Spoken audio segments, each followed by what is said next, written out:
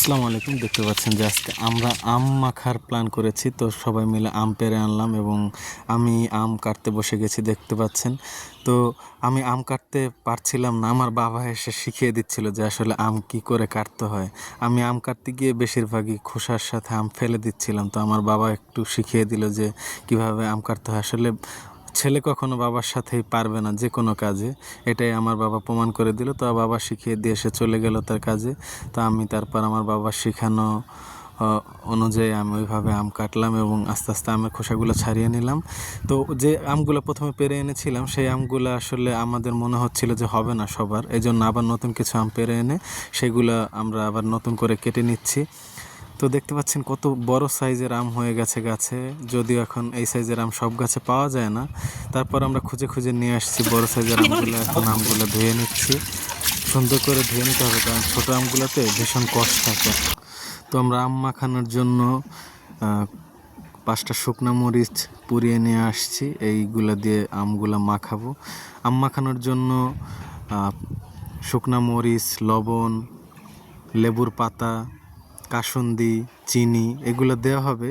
কিন্তু এখানে দুটি দলে বিভক্ত হয়ে গেছে যে কেউ আম মাখায় চিনি খাবে, কেউ খাবে না, আবার কেউ কাসুন্দি খাবে, কেউ খাবে না। এই জন্য আমরা প্রথমে আমগুলো মাখানোর জন্য প্রথমে লবণ দিয়ে দিলাম, এরপর শুকনা মরিচ দিয়ে দিচ্ছি। শুকনা মরিচ এবং লবণ ভালো করে মিশিয়ে নেব।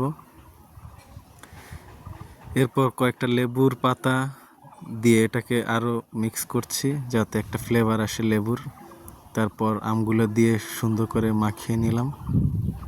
তো দুই একজন আবার এখান থেকে খাওয়া শুরু করে দিচ্ছে, কারণ এটা এমন একটা ব্যাপার যে লোভ সামলানো যায় না। তো এখান থেকে খাচ্ছি সবাই মিলেই খাওয়া শুরু করলাম। এইভাবে আম মাখা কেনা খেতে চায়, সবার কাছে একটা লোভনীয় ব্যাপার। যাই হোক, আমরা ভাই বোনরা সবাই একসাথে মিলে আম খাচ্ছি।